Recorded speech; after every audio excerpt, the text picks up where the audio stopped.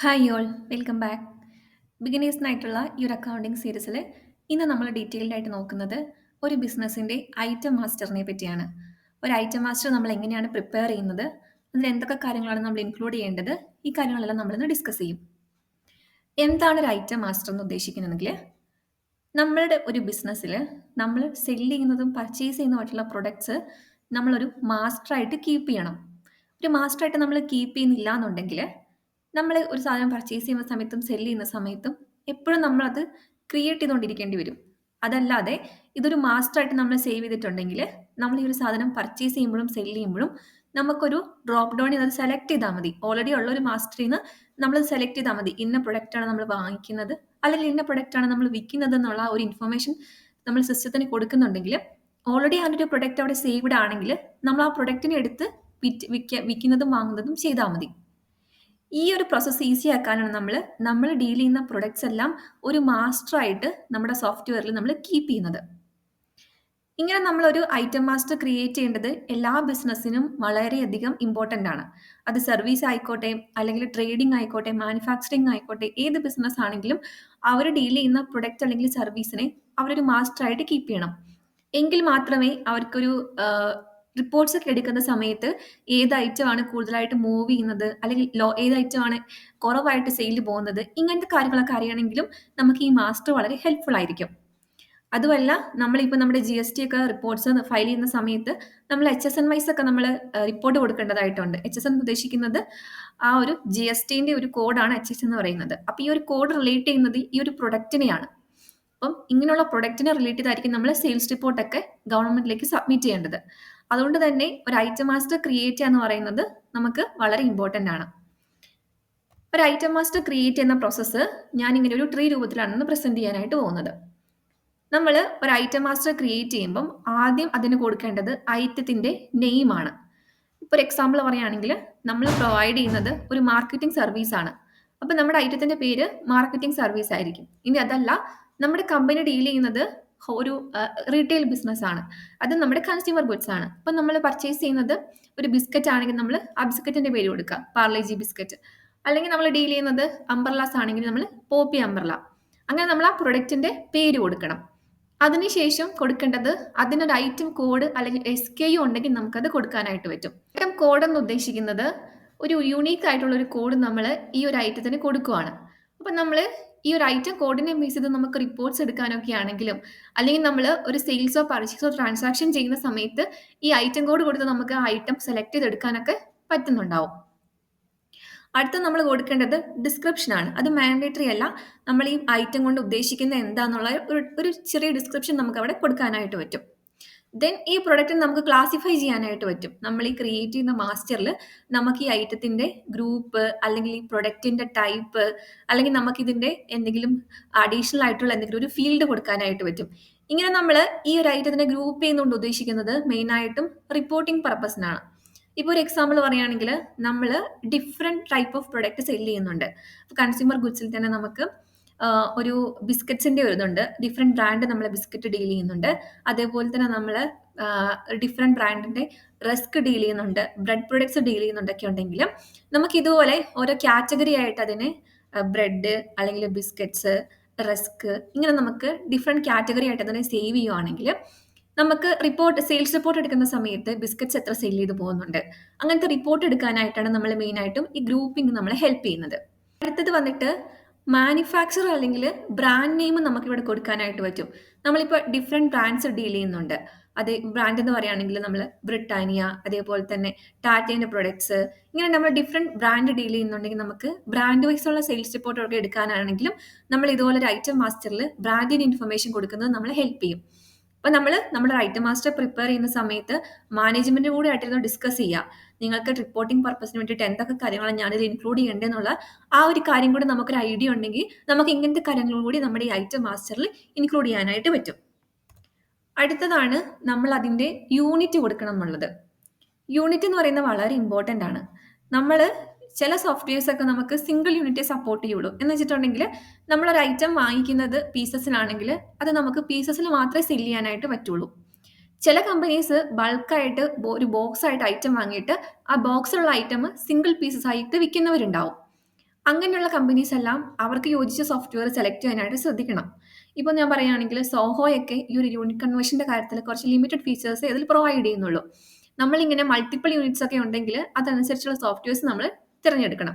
അപ്പോൾ നമ്മൾ ഒരു ഐറ്റം മാസ്റ്റർ ക്രിയേറ്റ് ചെയ്യുന്ന സമയത്തേ കൊടുക്കണം. നമ്മൾ ഈ പ്രൊഡക്റ്റ് നമ്മൾ പീസസിൽ വാങ്ങി പീസസിൽ വിൽക്കുകയാണെങ്കിൽ നമുക്ക് അതിൻ്റെ യൂണിറ്റ് പീസസ് എന്ന് കൊടുക്കാം. ഇനിയിപ്പം അതല്ല, അതിൽ ഡിഫറെൻറ്റ് യൂണിറ്റ്സ് ഉണ്ട്. ഇപ്പം നമ്മൾ വാങ്ങിക്കുന്നത് ബോക്സിലാണ്, നമ്മൾ വിൽക്കുന്നത് പീസസിലാണ്. അപ്പം അങ്ങനെ ഒരു മൾട്ടിപ്പിൾ യൂണിറ്റ് അവിടെ ഉണ്ടെങ്കിൽ നമ്മൾ ഈ 2 യൂണിറ്റും അതിൻ്റെ യൂണിറ്റ് ആയിട്ട് കൊടുക്കേണ്ടതുണ്ട്. ഇപ്പം ബേസ് യൂണിറ്റ് ആയിട്ട് നമുക്ക് വേണമെങ്കിൽ പീസസ് കൊടുക്കാം, അതിൻ്റെ സെക്കൻഡറി യൂണിറ്റ് ആയിട്ട് നമുക്ക് അതിൻ്റെ ആ ബോക്സ് എന്നുള്ളത് കൊടുക്കാം. അപ്പം എപ്പോഴും നമ്മൾ ഡിഫൈൻ ചെയ്ത് വെക്കേണ്ടി വരും. ഈ കൺവേർഷൻ ഫാക്ടർ ഇവിടെ കാണുന്നുണ്ടല്ലോ, 1 case is equal to 12 piece. ഇവിടെ ഞാൻ ഈ പറഞ്ഞ എക്സാമ്പിൾ ആണെങ്കിൽ ഒരു ബോക്സിൽ എത്ര ബിസ്ക്കറ്റ്സ് ഉണ്ട്, ഒരു 12 ബിസ്ക്കറ്റ് ആണെങ്കിൽ 1 ബോക്സ് ഈസ് ഈക്വൽ ടു 12 എന്നുള്ള ആ ഒരു ഇൻഫർമേഷൻ നമ്മൾ എപ്പോഴും സിസ്റ്റത്തിന് കൊടുക്കണം. എന്നാലേ നമ്മൾ ഇതുപോലെ ഒരു ബോക്സ് ബിസ്ക്കറ്റ് വാങ്ങിയാൽ സിസ്റ്റം അവിടെ ഓട്ടോമാറ്റിക്കായിട്ട് റെക്കോർഡ് ചെയ്യണം 12 പീസസ് അവിടെ അവൈലബിൾ ആണെന്നുള്ളത് സെല് ചെയ്യാനായിട്ട്. അപ്പം ഇതുപോലെ ആ ഒരു പ്രൊഡക്റ്റിന്റെ യൂണിറ്റും വളരെ ഇമ്പോർട്ടൻ്റ് ആണ്. നമ്മൾ സെല് ചെയ്യുന്ന സമയത്താണെങ്കിലും പർച്ചേസ് ചെയ്യുന്ന സമയത്താണെങ്കിലും ഒക്കെ നമ്മൾ യൂണിറ്റ് കൊടുക്കണം. ഇപ്പം നമ്മൾ സെല് ചെയ്യുന്ന സമയത്ത് ഒരു പീസാണോ അല്ലെങ്കിൽ ഒരു ബോക്സ് ആണോ നമ്മൾ സെല് ചെയ്യുന്നുള്ള ഇൻഫർമേഷൻ കൊടുത്താലേ നമ്മുടെ സ്റ്റോക്ക് ട്രാക്കിംഗ് അവിടെ കറക്റ്റ് ആവത്തുള്ളൂ. നമുക്ക് നമ്മുടെ ക്ലോസിംഗ് സ്റ്റോക്കിന്റെ വാല്യൂ അല്ലെങ്കിൽ ഈ ക്വാണ്ടിറ്റി നമുക്ക് അവിടെ കറക്റ്റ് ആയിട്ട് തരത്തുള്ളൂ. അപ്പം നമ്മൾ ഇതുപോലെ യൂണിറ്റ് ക്രിയേറ്റ് ചെയ്യുന്ന സമയത്തും ഈ കാര്യങ്ങളെല്ലാം ഒന്ന് മനസ്സിൽ വെക്കണം. അടുത്തത് ഇൻവെന്ററി പ്ലാനിംഗ് ആണ്.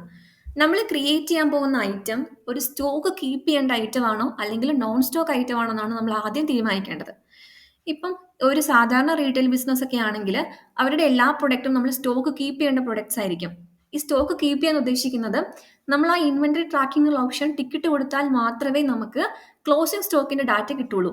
ഇപ്പം നമ്മൾ ഇന്ന് 10 ക്വാണ്ടിറ്റി പർച്ചേസ് ചെയ്തു, അതിൽ നിന്ന് 5 എണ്ണം വിറ്റു, പോയിട്ട് നമ്മുടെ കയ്യിൽ ഇന്നത്തെ ദിവസത്തിന്റെ അവസാനം 5 ക്വാണ്ടിറ്റി നമ്മുടെ കയ്യിൽ ഉണ്ടെന്നുള്ള ഇൻഫർമേഷൻ തരണം എന്നുണ്ടെങ്കിൽ നമ്മൾ ഇതുപോലെ ഇൻവെന്ററി ട്രാക്കിംഗ് എനേബിൾ ചെയ്യണം. ഇൻവെന്ററി ട്രാക്കിംഗ് എനേബിൾ ചെയ്ത് കൊടുക്കുന്നില്ല എന്നുണ്ടെങ്കിൽ നമ്മൾ പർച്ചേസ് ചെയ്യുമ്പോഴും സെല് ചെയ്യുമ്പോഴും ഡയറക്റ്റ് ആയിട്ട് അത് കോസ്റ്റ് ആയിട്ടും റവന്യൂ ആയിട്ടും ഫെച്ച് ആവത്തേ ഉള്ളൂ.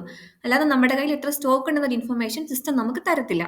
അപ്പം ആദ്യം നിങ്ങൾ അത് ഇനേബിൾ ചെയ്യാനായിട്ട് ശ്രദ്ധിക്കുക.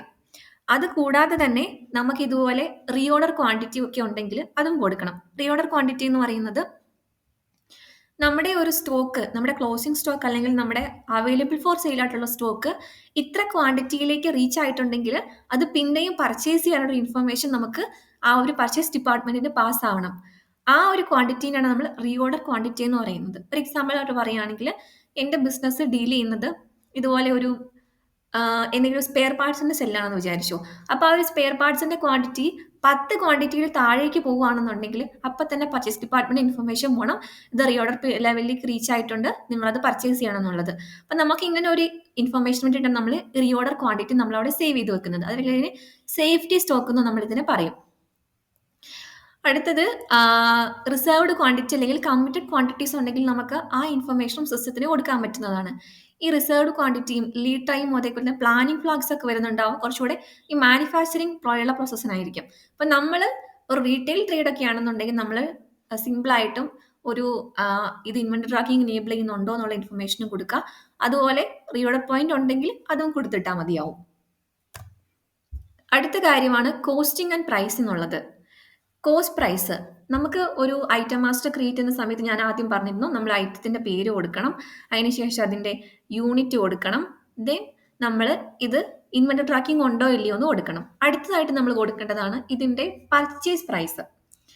നമ്മൾ ഈ പർച്ചേസ് പ്രൈസ് കൊടുക്കുക എന്നുള്ളത് മാൻഡേറ്ററി അല്ല. അത് ഈ പർച്ചേസ് പ്രൈസ് ആണെങ്കിലും സെല്ലിംഗ് പ്രൈസ് ആണെങ്കിലും അവിടെ നമുക്ക് 0 എന്നുള്ള ഒരു ഇട്ട് കൊടുക്കാനും പറ്റും. അവിടെ നമ്മൾ റേറ്റ് കൊടുക്കുന്നതുകൊണ്ട് ഉദ്ദേശിക്കുന്നത് നമ്മൾ ഇതുപോലെ ഈ ഒരു ഐറ്റം പർച്ചേസ് ചെയ്യാനെടുക്കും സെയിൽ ചെയ്യാനെടുക്കുന്ന ആ ഒരു വിൻഡോയിലേക്ക് നമ്മൾ ഈ കൊടുക്കുന്ന ആ ഒരു പ്രൈസ് ഓട്ടോമാറ്റിക് ആയിട്ട് വരും. നമുക്കതവിടെ എഡിറ്റ് ചെയ്യാനും പറ്റും. ഇപ്പം നമ്മുടെ പർച്ചേസ് ബില്ലിൽ ഈ ഒരു പ്രൈസ് അല്ല വേറൊരു പ്രൈസാണ് നമ്മുടെ സപ്ലയർ കോട്ട് ചെയ്തേക്കുന്നതെങ്കിൽ നമുക്കതവിടെ മാറ്റി കൊടുക്കാനും പറ്റും. പിന്നെ ഇതുപോലെ ഇൻവെന്ററി വാല്യുവേഷൻ്റെ സിറ്റുവേഷൻ നമുക്ക് ചില സമയങ്ങളിൽ നമ്മൾ ഈ കൊടുക്കുന്ന പ്രൈസ് സിസ്റ്റം എടുക്കാറുണ്ട്. അതുകൊണ്ട് നമ്മൾ അവിടെ കൊടുത്തിട്ട് നന്നായിരിക്കും, കൊടുത്തിട്ടില്ലെങ്കിൽ നമുക്ക് കുഴപ്പമൊന്നുമില്ല. അതപ്പോൾ സെല്ലിംഗ് പ്രൈസും പർച്ചേസ് പ്രൈസും കൊടുക്കാനായിട്ട് ശ്രദ്ധിക്കുക. അടുത്തതാണ് നമ്മുടെ ഇൻവെന്ററി വാല്യുവേഷൻ മെത്തേഡ് നമ്മൾ കൊടുക്കുക എന്നുള്ളത്. ഏതൊരു സോഫ്റ്റ്വെയർ ആണെങ്കിലും നമ്മൾ കൊടുക്കേണ്ട ഒരു കാര്യമാണ് ഇൻവെന്ററി വാല്യുവേഷൻ മെത്തേഡ്. ഇത് ഉദ്ദേശിക്കുന്നത് നമ്മളൊരു സാധനം സെല് ചെയ്യാനായിട്ട് എടുക്കുന്ന ടൈമിൽ നമ്മൾ വാങ്ങിച്ച് വെച്ചേക്കുന്ന ഏത് സ്റ്റോക്കാണ് സിസ്റ്റം ആദ്യം കൊടുക്കേണ്ടത്, നമ്മുടെ കസ്റ്റമർക്ക് സെല് ചെയ്യാനായിട്ട് പിക്ക് ചെയ്യേണ്ടത്. ഇതിൽ തന്നെ ഞാൻ ഒരു വീഡിയോ ചെയ്തിട്ടുണ്ട് ഇൻവെന്ററി വാല്യുവേഷൻ മെത്തേഡിന്റെ ഡീറ്റെയിൽഡ് ആയിട്ടും. 3 ടൈപ്പ് ഉണ്ട്: ഫിഫോ, ലിഫോ, അതേപോലെ ആവറേജ് കോസ്റ്റിംഗ്. ഫിഫോ ആണെങ്കിൽ ഫസ്റ്റ് ഇൻ ഫസ്റ്റ് ഔട്ട് ആണ്. നമ്മൾ ആദ്യം വാങ്ങി വെച്ച സ്റ്റോക്ക് ആയിരിക്കും സിസ്റ്റം ആദ്യം സെല് ചെയ്യാനായിട്ട് എടുക്കുക. ലിഫോ എന്ന് പറയുമ്പോൾ നമ്മൾ ലാസ്റ്റ് വാങ്ങി വെച്ച സ്റ്റോക്ക് ആയിരിക്കും ആദ്യം സെല് ചെയ്യാനായിട്ട് എടുക്കുക. ആവറേജ് കോസ്റ്റിംഗ് എന്ന് പറയുമ്പോൾ ഈ ക്വാണ്ടിറ്റീനെയും അതേപോലെ പ്രൈസിനെയും ആവറേജ് ചെയ്തുകൊണ്ടായിരിക്കും അവർ കൺസിഡർ ചെയ്യുന്നുണ്ടാവുക ആ കോസ്റ്റിംഗ്. ഇതേ ഒരു മെത്തേഡ് തന്നെയായിരിക്കും നമ്മുടെ ക്ലോസിംഗ് സ്റ്റോക്ക് വാല്യുവേഷനിലേക്കും എടുക്കുന്നുണ്ടാവുക. അപ്പം നമ്മുടെ ബിസിനസ്സിന് സ്യൂട്ടബിൾ ആയിട്ടുള്ള മെത്തേഡ് ഏതാണെന്ന് വെച്ചിട്ടുണ്ടെങ്കിൽ നമ്മൾ അത് സെലക്ട് ചെയ്യണം. നോർമൽ ആയിട്ട് ഒരു റീറ്റെയിൽ ട്രേഡ് ഒക്കെ ആണെങ്കിൽ എപ്പോഴും നമ്മൾ ഫിഫോ മെത്തേഡ് ഫോളോ ചെയ്യുന്നതായിരിക്കും നല്ലത്. അപ്പം ഈ ഒരു കാര്യം കൂടെ നമ്മൾ നോക്കുക. അടുത്തത് സപ്ലയർ ആൻഡ് മാനുഫാക്ചേഴ്സിന്റെ ഇൻഫർമേഷൻ. നമ്മുടെ ഒരു ഐറ്റം മാസ്റ്റർ പ്രിപ്പയർ ചെയ്യുന്ന സമയത്ത് നമ്മൾ എപ്പോഴും കാണുന്ന ഒരു ക്വസ്റ്റ്യൻ ആണ് പ്രിഫേർഡ് സപ്ലയർ അല്ലെങ്കിൽ പ്രിഫേർഡ് വെൻഡർ എന്നൊരു ക്വസ്റ്റ്യൻ. നമ്മൾ ഈ ഒരു പ്രൊഡക്റ്റ് ഏത് വെൻഡറിന്റെ അടുത്ത് നിന്നാണ് വാങ്ങാൻ പ്രിഫർ ചെയ്യുന്നത് എന്നൊരു ഇൻഫർമേഷനാണ് നമ്മളോട് കൊടുക്കേണ്ടത്. ഇത് മാൻഡേറ്ററി അല്ല, നമ്മൾ ഏതെങ്കിലും ഒരു വെൻഡറിനെ ഇവിടെ കൊടുത്തിട്ടാലും മതിയാവും. ഇനിയിപ്പം നമ്മൾ ഈ ഒരു പ്രൊഡക്റ്റ് മൾട്ടിപ്പിൾ വെൻഡേഴ്സിന്റെ അടുത്ത് നിന്ന് വാങ്ങുന്നുണ്ടെങ്കിൽ നമ്മൾ ഈ ഒരു ഫീൽഡ് ബ്ലാങ്ക് ആയിട്ടിട്ടാലും കുഴപ്പമൊന്നുമില്ല. അടുത്ത വന്നിട്ട് ടാക്സ് കംപ്ലയൻസിന്റെ ഇൻഫർമേഷൻ ആണ്. GST ആണെങ്കിൽ നമ്മൾ ഈ ഒരു പ്രൊഡക്റ്റിന് അവിടെ HSN കോഡ് കൊടുക്കണം. അതേപോലെ തന്നെ അതിന്റെ GST റേറ്റും കൊടുക്കണം. 18% ആണോ 28% ആണോ ആ റേറ്റ് നമ്മൾ കൊടുക്കേണ്ടതായിട്ടുണ്ട്. ഇനി അഥവാ വാറ്റ് ആണെങ്കിൽ വാറ്റിന്റെ പെർസെൻറ്റേജ് 5 ആണോ അല്ലെങ്കിൽ 15 ആണോ ഏതാണ് നമ്മൾ ഫോളോ ചെയ്യുന്നത് ആ ഒരു പെർസെൻറ്റേജും കൊടുക്കണം.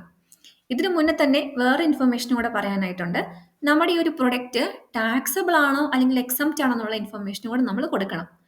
ഇപ്പൊ നമ്മുടെ ഒരു GSTയെ സംബന്ധിച്ചിടത്തോളം ചില പ്രൊഡക്ട്സ് ഒക്കെ അവർ എക്സംപ്റ്റ് ചെയ്യുന്നുണ്ട്. അഗ്രികൾച്ചറൽ ഗുഡ്സ് ഒക്കെ എക്സംപ്റ്റ് ചെയ്യുന്നുണ്ട്. അപ്പൊ നമ്മൾ അങ്ങനെ ഒരു പ്രൊഡക്റ്റ് ആണ് ഡീൽ ചെയ്യുന്നതെങ്കിൽ നമ്മൾ മാൻഡേറ്ററി ആയിട്ടും ഇത് എക്സംപ്റ്റ് എന്ന് കൊടുക്കണം. എക്സംപ്റ്റ് എന്ന് കൊടുത്തില്ലെങ്കിൽ നമ്മൾ സെയിൽ ചെയ്യുന്ന ആ ഒരു ഇൻവോയ്സ് അതിന് ടാക്സ് കയറി വരും.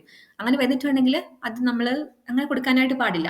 ഗവൺമെന്റ് എക്സംപ്റ്റ് ചെയ്തേക്കുന്ന ഗുഡ്സ് നമ്മൾ ഒരിക്കലും GSTയിൽ വിൽക്കാനായിട്ട് പാടില്ല. അപ്പൊ നമ്മൾ ഒരു പ്രൊഡക്റ്റ് ക്രിയേറ്റ് ചെയ്യുന്ന സമയത്ത് തന്നെ ഇത് ടാക്സബിൾ ആണെങ്കിൽ ടാക്സബിൾ എന്ന് കൊടുക്കുക, എക്സംപ്റ്റ് ആണെങ്കിൽ എക്സംപ്റ്റ് എന്ന് കൊടുക്കുക. അതിനുശേഷം അതിന്റെ HSN കോഡ് കൊടുക്കുക. ഇനിയിപ്പോൾ സർവീസ് ആണെങ്കിൽ നമ്മൾ കൊടുക്കേണ്ടത് അതിന്റെ SIC കോഡായിരിക്കും.